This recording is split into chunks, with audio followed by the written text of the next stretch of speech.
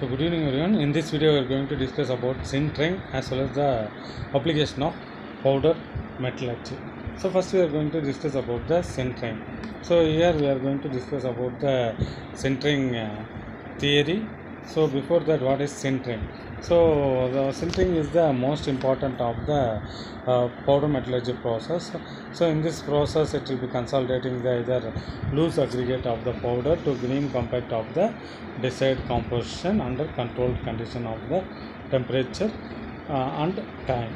So in the uh, olden days, the sintering research debate one two about the meaning of the term sintering itself. It was defined as the process of by which the powders are consolidated into strong and usually dense polycrystalline aggregates by heating. Okay, so this is about the sintering process. So here the powders, it has to be making strong and dense. Okay, so by uh, polycrystalline aggregates by heating or that is about the sintering process. Then comes into the sintering theory. So the sintering theory, it involves like a single component system and double multi-component system. So in the single component system, the diffusion of the major material to transport the mechanism and the driving force resulting from the chemical potential gradient due to the surface tension and the capillary forces between the particles. Okay, so then comes into the multi component system. So here the inter diffusion occurs the concentration of the gradient being major driving force for centering in addition to self diffusion. It is caused by surface tension under the capillary forces. So like these two centering involves over here. Then comes into the condition for centering. So what are the condition? So the densification occurs during the sintering, and the solid state sintering is carried out at temperature where the material transport due to the diffusion is appreciable. Surface diffusion is not sufficient. Atomic diffusion is required. Another condition is that this occurs by replacing a high energy solid vapor interfaces. So with the low energy solid state interface for free energy or okay. So this reduction in surface energy causes densification. We are going to discuss about the stages in the solid state sintering. So there are first stage, second stage, and third stage or final stage. You can say that in the first stage, necks are formed into the contact point between the particles, which continue to grow over here. So during this period, neck growth takes place here, and also the porous or interconnector and the pore shapes are irregular over here. Then comes into the second stage, with the sufficient neck growth, the pore channels become the more cylindrical in nature over here.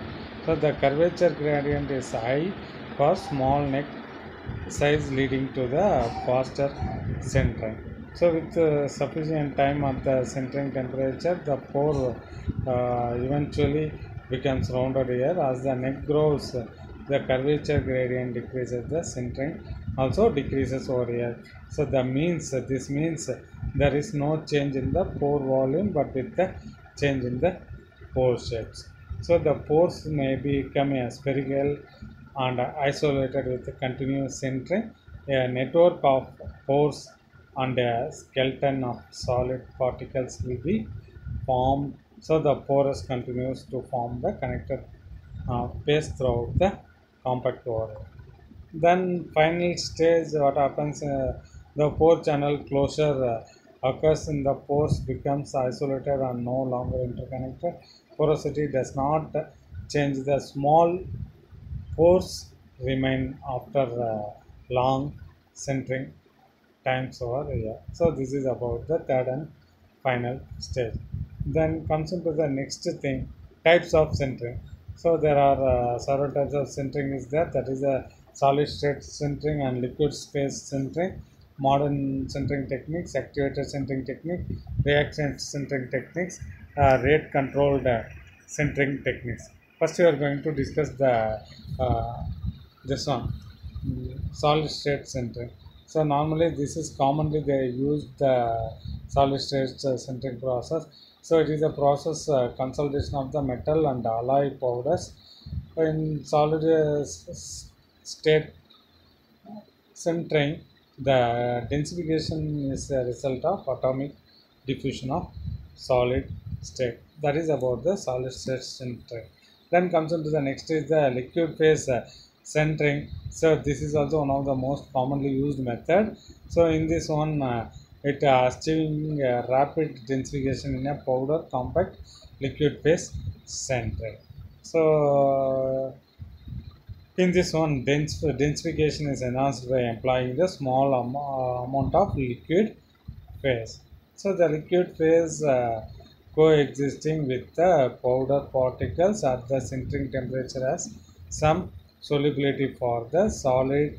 The composition of the powder compact of the centering temperature has chosen, such as some sufficient powder of liquid formed between the solid particles so, to of the compact. Then comes into the next thing, modern centering techniques. So in the modern centric technique, it will be addition of the small amount of an alloying demand is called doping. It is in certain metals and alloy system increases the uh, rate of undoped compounds. So this is known as activated sintering. So the example for this modest centric technique. So in those activated technique is the doping of the nickel and tungsten. Okay. So in the modern centric technique, it will active sintering that we have seen the remains and reaction sintering, rate control sintering, microwave sintering, and uh, microwave sintering and self propagation to high temperature sintering, and gas plasma sintering, and spark plasma center. Okay, so these are all the things that comes. So here reaction centering is the special form of rapid centering technique with the process high temperature materials. So it will be relating to the chemical reaction between the individual constituents and giving very high good bonding over into the components. So the reaction centering takes place when two or more components chemically react during the centering process to form the final product. So that is about the reaction sintering. Then comes into the rate controlled sintering. So it is the sintering process of the densification rate is controlled rather than the heating rate conventional sintering. Okay, so by controlling the uh, rate of densification through the all stages of the sintering in this process sintering, this process can avoid the gas entrapment in porous and growth, rapid grain growth. Then comes into the microwave sintering. So it is used to carry out the sintering of powder compacts on microwave. Sintering has the advantages to produce a finer graining size compared to pressureless sintering due to the faster healing rate and a shorter dwell time at the selected temperature. Okay, so this is about the microwave center. So then comes into the next one, physical mechanical property evolution. So here the structure of and the property of the study during the sintering. The main purpose of the sintering is the densification for the compact powder. That is the one thing, and densification of proportional to the shrinkage of the amount of porous removal in the case of component systems. And then comes into the next point, the multi-component system, such as pre-mixed powder during the sintering solid solutions. It may form the resulting in an expansion rather than the shrinkage over there. So in the expansion of the compact powder may also take place due to the entrapped gases. Densification usually result in change of the structure of the component, include the changes of shape, size, and the size distribution of grains, as well as those pores present in the initial compact area.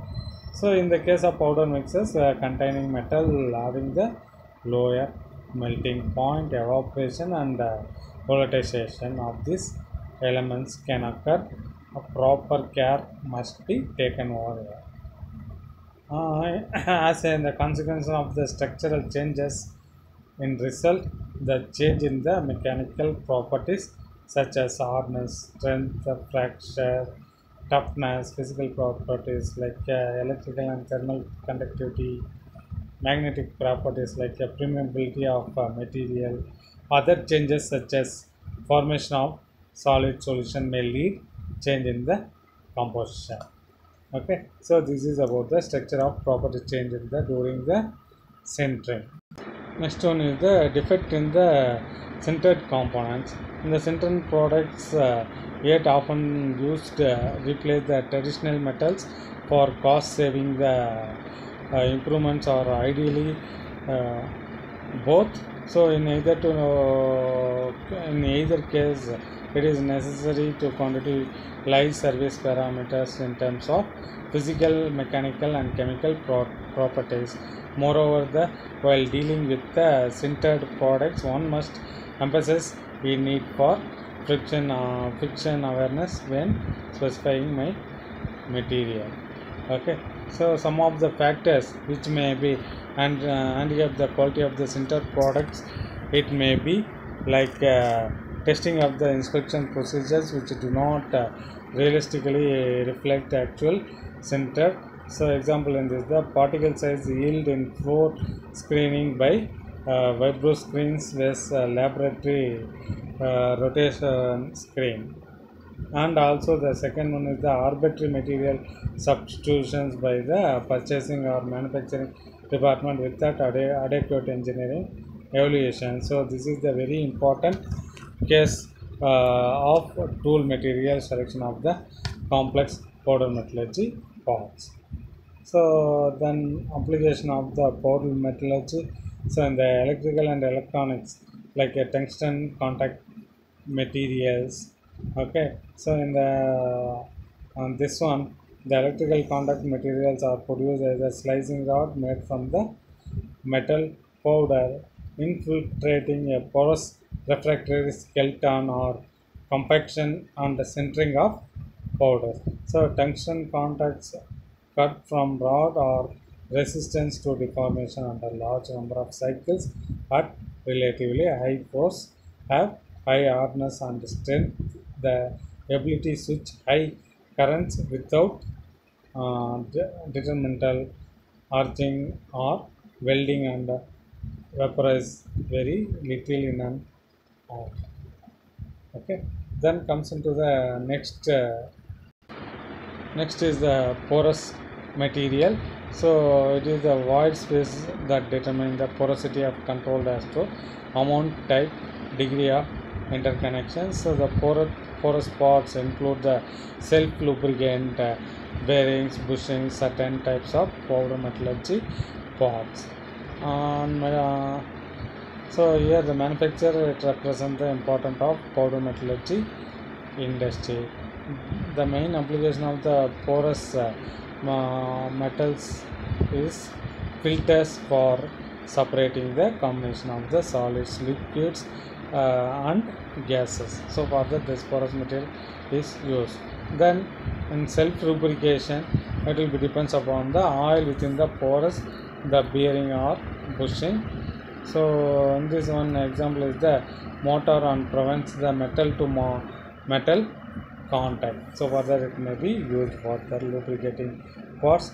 Then comes into the next one, filters. It is compared to the screens. Metallic filters offer the tortuous path through which the fluid must flow and thus provide the depth filtrations.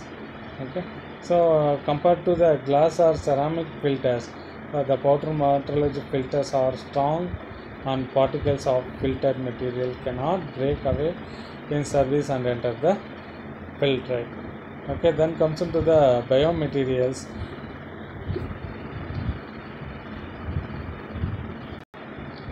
These biomaterials are considerably progressing in manufacturing technology and opens up the possibility of participating in the emerging market for medical devices, surgical implants. So this is about the biomaterial one.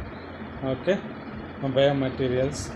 Okay, still like metallic materials like cobalt, chromium alloys and titanium alloys is established for biomedical application, owing their biocompatibility and outstanding combination of strength and ductility they may use. This is about the application of powder metallurgy. So with that this module ends. Thank you.